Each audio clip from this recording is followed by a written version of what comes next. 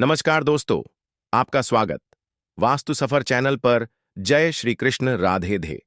हर हर महादेव भक्तों, आज हम बात करेंगे कि मंदिर में रखा हुआ लौटा जल क्यों इतना महत्वपूर्ण है और उसे किस सही तरीके से उपयोग में लाना चाहिए।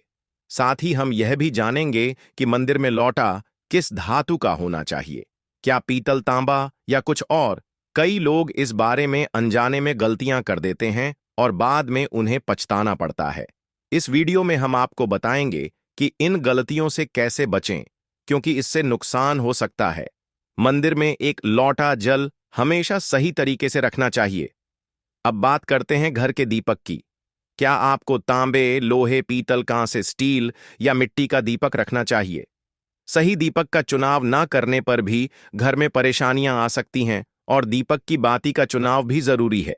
क्या कच्चा कलावा ठीक है या फिर रुई या सूती धागा सही रहेगा? इन छोटी छोटी बातों की अनदेखी से पितृदोष, क्षण दोष, काल सर्प दोष या गरीबी जैसी समस्याएं हो सकती हैं। दोस्तों, यदि आप इस वीडियो को बीच में छोड़ने का सोच रहे हैं तो आप अभी छोड़ सकते हैं। लेकिन कृपया ध्यान रखें, अगर आप लक्ष्मी माता का अपमान करते हैं तो यह आपके लिए शुभ नहीं रहेगा। अब बहुत से लोग यह सवाल पूछते हैं कि मुख्य द्वार पर जल छिड़कने का सही समय और तरीका क्या है। क्या इसे स्नान के बाद करना चाहिए या बिना स्नान के भी किया जा सकता है? और क्या झाड़ू लगाने से पहले जल छिड़कना चाहिए या बाद में? एक और सवाल जो अक्सर पूछा जाता है वह है, क्या पीरियड्स के दौरान मुख्य द्वार पर जल छिड़क सकते हैं या दीपदान कर सकते हैं? और जब मुख्य द्वार पर जल चढ़ाएं तो इसे अंदर की तरफ से चढ़ाएं या बाहर की तरफ से? फ्लैट या किराए के घर में रहने वाले लोग भी पूछते हैं कि मुख्य द्वार पर दीपदान और जल छिड़कने का सही तरीका क्या है। आज का वीडियो इन्हीं सवालों के जवाब पर आधारित है। सबसे पहले हम यह जानेंगे कि घर के बाहर और अंदर दीपक जलाने के क्या फायदे हैं। खासकर घर के बाहर दीपक जलाने से जो 5 बड़े फायदे होते हैं वह आपको चौंका सकते हैं। भगवान की पूजा में दीपक जलाने का महत्व तो सभी जानते हैं। हिंदू धर्म में देसी घी या सरसों के तेल का दीपक जलाना बेहद शुभ माना जाता है तथा तिल के तेल का दीपक भी जलाया जाता है। लेकिन भगवान के सामने दीप जलाना केवल पूजा का एक तरीका नहीं है, बल्कि घर के अंदर और बाहर दीप जलाने से कई लाभ मिलते हैं। दीपक जलाने से न केवल सकारात्मक ऊर्जा उत्पन्न होती है बल्कि फायदे भी मिलते हैं। तो आइए जानते हैं। नंबर 1, पृथ्वी से अंधकार दूर होता है। घर में दीपक जलाने से न केवल घर का अंधकार दूर होता है बल्कि यह नकारात्मक ऊर्जा को भी घर से बाहर कर देता है। जहां दीपक जलता है वहां सकारात्मक ऊर्जा का वास होता है।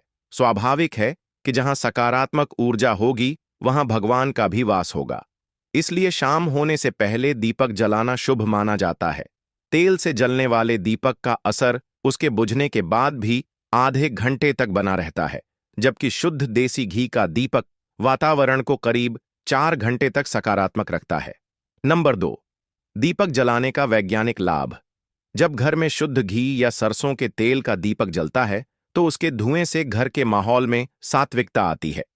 यह धुआं हानिकारक कणों को नष्ट करता है और वातावरण को शुद्ध बनाता है। नंबर 3, सुख समृद्धि का वास। जिस घर में भगवान के सामने दीप जलाया जाता है वहां माता लक्ष्मी की कृपा बनी रहती है। ऐसे घर में सुख समृद्धि का वास होता है। दीपक को पूर्व दिशा में रखने से व्यक्ति दीर्घायु होता है और उत्तर दिशा में रखने से धन संपन्नता बढ़ती है। दीपक न केवल घर के अंधकार को दूर करता है बल्कि हमारे जीव को भी प्रकाश की ओर ले जाता है। नंबर 4, बीमारियों को दूर भगाने में मदद। घर में दीपक जलाने से बीमारियां आसपास नहीं भटकती। परिवार के सभी सदस्यों को स्वास्थ्य लाभ मिलता है। खासकर अगर दीपक के साथ एक लौंग भी जला दी जाए तो इसका असर 2 गुना हो जाता है। यह त्वचा संबंधी बीमारियों को दूर करने में मदद करता है। नंबर 5, शुभ शक्तियों को आकर्षित करना। सनातन धर्म के अनुसार जिस घर में सुबह शाम दीप जलाया जाता है वहां कभी अंधकार नहीं होता। ऐसा घर शुभ शक्तियों को आकर्षित करता है। जलता हुआ दीपक शुभ शक्तियों को चुंबक की तरह खींचता है, जो घर के लिए अत्यंत लाभकारी होता है। तो दोस्तों, अब जानते हैं कि मुख्य द्वार पर जल छिड़कने का सही समय और विधि क्या है।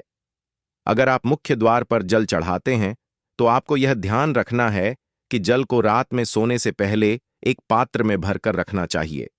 आप कोई भी पात्र ले सकते हैं, जैसे तांबे, पीतल, स्टील या चांदी का। यदि गंगा जल उपलब्ध हो तो उसे थोड़ी मात्रा में डालें और फिर शुद्ध जल से पात्र भर दें। अगर गंगा जल नहीं है तो केवल शुद्ध जल भी पर्याप्त है। इस जल से भरे पात्र को अपने घर की रसोई में रख दीजिए। सुबह उठकर इस जल का छिड़काव अपने घर के मुख्य द्वार पर करें।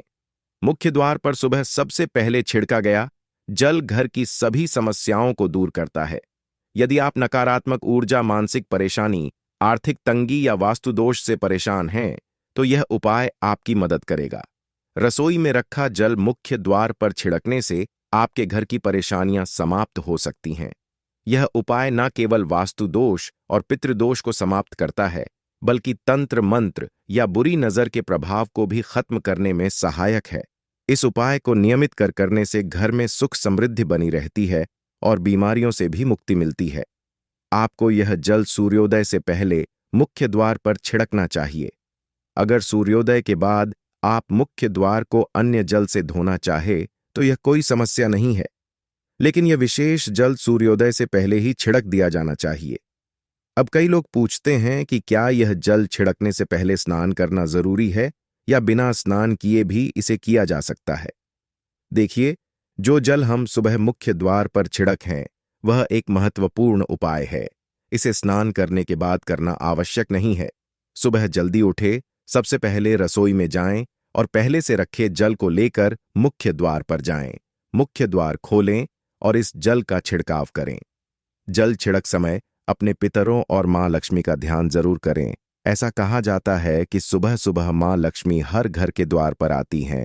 जिन घरों के द्वार खुले होते हैं और जहां जल का छिड़काव किया गया होता है, वहां मां लक्ष्मी प्रवेश करती हैं। जल छिड़क समय अपने मन में मां लक्ष्मी से प्रार्थना करें, हे मां लक्ष्मी, कृपया मेरे घर में प्रवेश करें। मैं आपका स्वागत करने के लिए तैयार हूं। इसके बाद पितरों का ध्यान करें, क्योंकि घर की दहलीज को पितरों का वास स्थान माना जाता है। जब आप दहलीज पर जल छिड़क हैं तो पितर प्रसन्न होते हैं और उनका आशीर्वाद आपको मिलता है। स्नान करने की आवश्यकता नहीं है। आप बिना स्नान किए भी यह कार्य कर सकते हैं। अब आपके अगले प्रश्न की बात करें, क्या जल का छिड़काव झाड़ू लगाने के बाद करना चाहिए या पहले? इसका उत्तर यह है कि सुबह उठने के बाद सबसे पहला कार्य जल का छिड़काव करना चाहिए। इसके बाद आप झाड़ू लगा सकते हैं। सुबह उठते ही सबसे पहले बिस्तर पर बैठकर अपने दोनों हथेलियों को देखें और मां लक्ष्मी का ध्यान करें। यदि चाहे तो निम्न मंत्र का उच्चारण कर सकते हैं। करावस्ते लक्ष्मी, कर मध्य सरस्वती, कर मूल्य तू ब्रह्मा, प्रभाते कर दर्शन। फिर दोनों हाथ जोड़कर देवी देवताओं को प्रणाम करें। इसके बाद हाथ से धरती को स्पर्श कर प्रणाम करें और धीरे से अपना दाहिना पांव जमीन पर रखें। फिर रसोई में जाकर जल लें और मुख्य द्वार पर जल छिड़क समय मां लक्ष्मी और पिता का ध्यान अवश्य करें। उसके बाद आप अपने घर के अंदर आकर अपनी दिनचर्या जैसे झाड़ू लगाना, स्नान करना आदि कर सकते हैं। अब कुछ लोगों का यह सवाल होता है कि क्या जल छिड़कने के बाद मुख्य द्वार की सफाई की जा सकती है? तो हां, आप ऐसा कर सकते हैं। पहले रसोई में रखा जल मुख्य द्वार पर छिड़क दें। इसके बाद अतिरिक्त पानी लेकर मुख्य द्वार की अच्छे से सफाई झाड़ू या पानी से कर सकते हैं। कुछ लोग पूछते हैं कि अगर वे फ्लैट या किराए के एक कमरे में रहते हैं तो जल का छिड़काव और दीपदान कहाँ करें? तो इसका उत्तर यह है कि आप जहां रहते हैं वहां के मुख्य द्वार को ही माने। मतलब जिस दरवाजे पर आपका नाम लिखा हो या नेम प्लेट लगी हो, वहीं जल छिड़क और दीपदान करें। अगर आपके पास एक ही कमरा है तो कमरे के दरवाजे को मुख्य द्वार माने और वहीं पर यह उपाय करें। अब अगला सवाल यह है कि क्या पीरियड्स के दौरान मुख्य द्वार पर जल छिड़का जा सकता है और दीपदान किया जा सकता है? जल छिड़कने के लिए पीरियड्स का कोई असर नहीं होता। आप जल छिड़क सकती हैं, लेकिन दीपदान कार्मिक पूजा में आता है, जो बिना शुद्धता के नहीं किया जा सकता। इसका मतलब यह है कि पीरियड्स समाप्त होने के बाद ही दीपदान करें। इसके अलावा कुछ लोग पूछते हैं कि मंदिर में जल रखना जरूरी है या नहीं और रखा हुआ जल क्या करना चाहिए।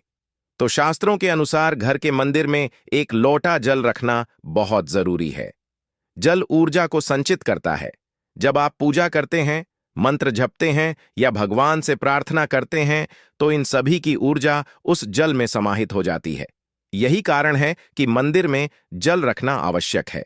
सुबह की पूजा के दौरान एक लोटा जल मंदिर में रखें और दीपक जलाएं।